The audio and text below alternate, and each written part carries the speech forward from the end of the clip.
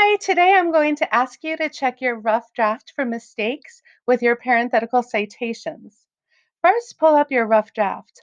Pause the screencast whenever you need to and unpause when done.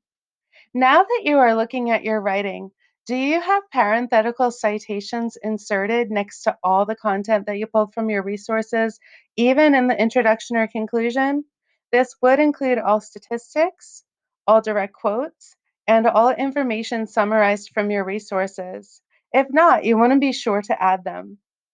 Prior to adding or checking the parenthetical citations, you might want to color code your information from each of your resources within your rough draft to help you place each in its proper location or ensure that it is placed in its proper location.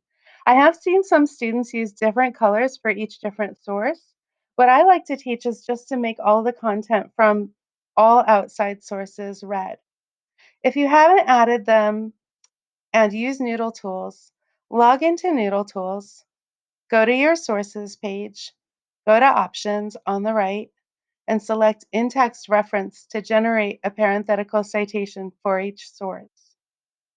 While this automatically handles some of the formatting for you, it doesn't eliminate any human error that may have occurred within the cell entries, so there's no guarantee that they are properly done, but that's what the purpose of this screencast is.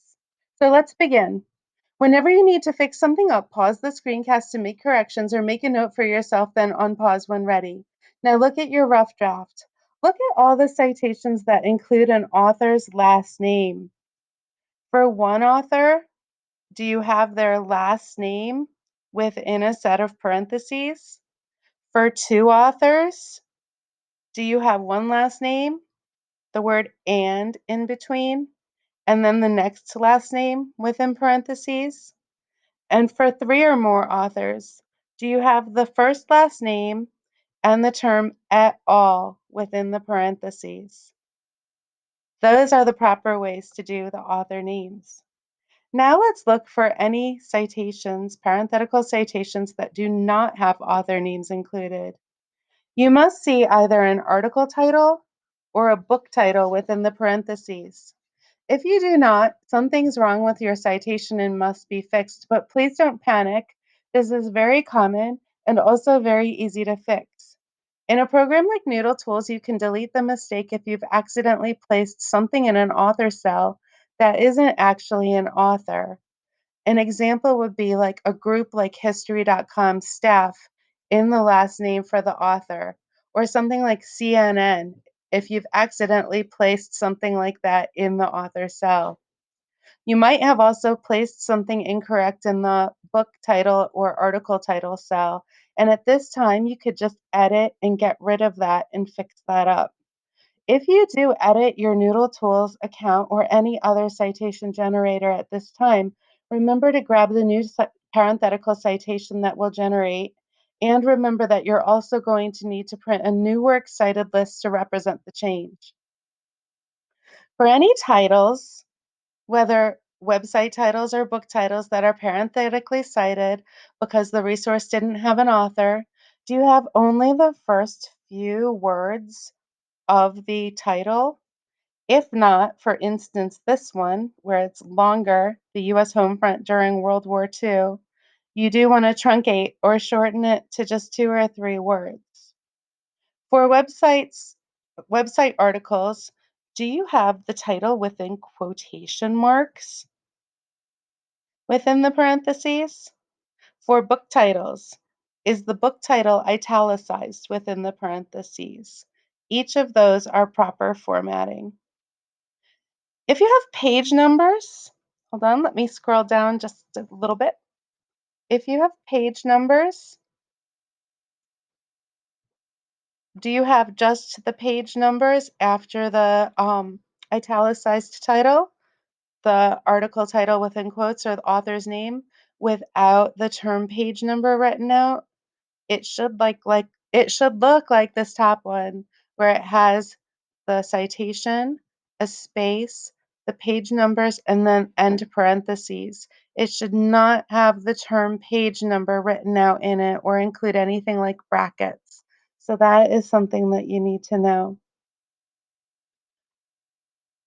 Are all of your entries within the parenthetical citation properly capitalized with the first word, the first letter of each word capitalized and the rest lowercase? In this case, the whole thing is capitalized, and the person needs to make sure that only the first letter of black and the first letter of codes is capitalized, and you would have the rest in lowercase.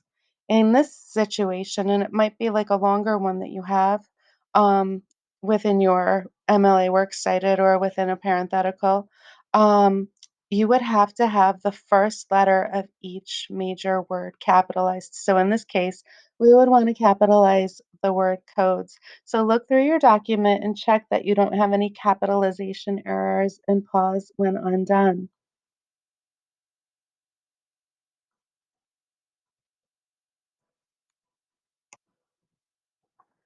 Do you see any publisher names or website names in the parenthetical citations? If so, remember this is incorrect and that only information that you should see within the parenthetical is an author's last name or a title. So, again, you'll need to go in and change that up, and it is easy to do. Let's scroll down in the document. Now we're going into direct quotations. If you have a direct quote taken word for word from a resource preceding the parenthetical citation, please make sure the direct quote is in quotation marks. If you have summarized information from one resource in one or more sentences, please make sure that the parenthetical citation goes after that sentence, but you do not need to include quotation marks. Look at every parenthetical citation that you have all throughout your rough draft. Do you have a period after every single parentheses? If so, that's right. Good job. Now look to see if it's accidentally its own sentence, as in this case.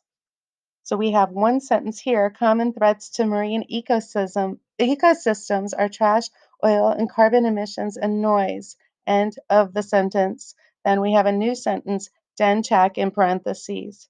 If so, that's incorrect. The parenthetical citation goes with it goes at the end of the sentence and so should not be its own sentence accidentally.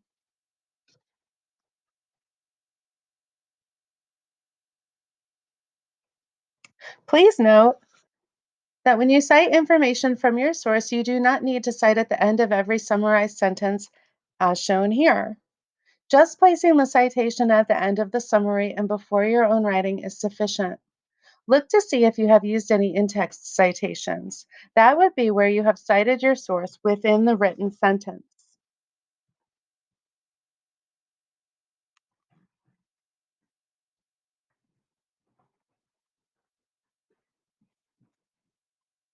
Double check that the content that you have included within the sentence is the entire amount of content that you would have needed to cite parenthetically. For instance, if your work has an author and no page numbers and you named the author within the sentence, such as in this case, you are all right. If the content in text is not sufficient for a parenthetical citation, you're not all right. For instance, if you named the author but you also need to list a page number, then a parenthetical citation which includes the page number is still needed. As long as you've included the content in text that would have been within the parenthetical citation, you do not need to include any additional information at the end of the citation. Like you don't have to include a citation at the end of an in-text, such as in this example right here.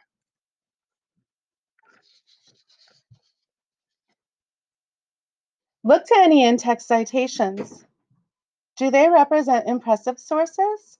If not, you really should not mention their names within the text. It looks weak to say according to ask.com. Needless to say, it also might be an incorrect content for the parenthetical citation. Look, now let's scan your works cited quickly to ensure that you don't have two authors with the same last name. If so, you need to include the first initial of each of their first names before their last name with a period after the capitalized initial of that first name. Look to your works cited again quickly and ensure that you don't have two sources with no author that have the exact same title, such as Abraham Lincoln. If so, you need to add the parenthetical citation add to it to differentiate between them. So, what you would do is you would have the article title in the quotation marks, if it's an article title that you would include. And then the next part of the citation within the parentheses will go into brackets and it will be the next part of the citation, which is most likely the website name. Look to ensure that you only have one source cited parenthetically for each piece of information. It is actually okay to have more than one source cited within a parenthetical citation if you've synthesized information within the same sentence or small group of sentences. But if that's so, you must cite both and separate them within a semicolon within the parenthetical citation. Also, if you have ever cited two sources within the same parenthetical citation, look to ensure that they did indeed represent two or more unique thoughts taken from both sources. If not, you should eliminate one. Now count up your direct quotations. Make sure that there are no more than 20% of your resources cited using direct quotes. Look for all of your direct quotations. Make sure that any that are longer than 4 lines actually do need to be that long.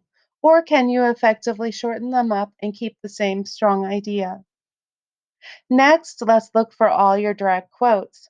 Make sure that any that are longer than 4 lines are formatted using proper formatting for long quotations with proper indenting and the period after the sentence and before the parenthetical citation.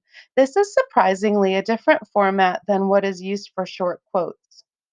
Finally, you might want to select all text and ensure within your paper that is black text and not gray, and it's 12-point size font, and that the font is Times New Roman.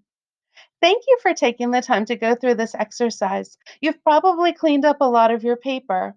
Even if it is just a little that you needed to clean up, you have improved your rough drafts. Good job.